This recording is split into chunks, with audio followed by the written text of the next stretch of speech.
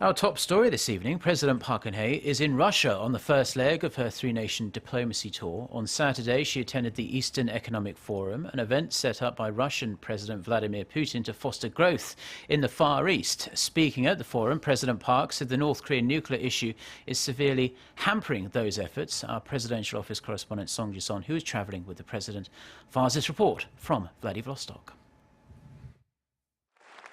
President Park's Eurasia Initiative and President Putin's broader Eurasia Partnership both seek to maximize the Far East growth potential by expanding a link of East Asian countries to Russia and to Europe. However, Seoul and Moscow's grand plans are being blocked by one major problem: North Korea's nuclear program.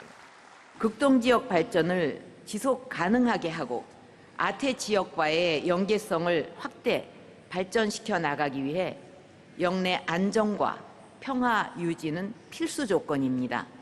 이러한 점에서 유라시아 대륙 내의 핵심적 단절 고리이자 최대의 위협인 북한 문제를 언급하지 않을 수 없습니다.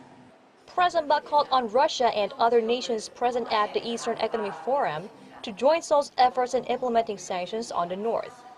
She also stressed that Pyongyang's missiles threaten the safety of vessels going in and out of Vladivostok.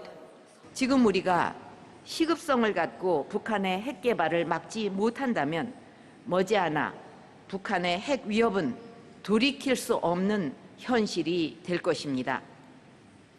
북한이 핵을 포기할 수밖에 없도록 만들려면 북한에 단호하고 일치된 메시지를 보내는 것이 무엇보다 중요합니다. Putin responded Russia is against nuclear proliferation and that Russia will engage in various channels of communications with Pyongyang to resolve its nuclear issue. On her first stop of her three-nation multilateral diplomacy tour, President Park made it clear that joint efforts from the international community for the North Korean issues are a must for mutual growth, peace, and prosperity on regional and global level. Song Ji-son, Arirang News, Vladivostok.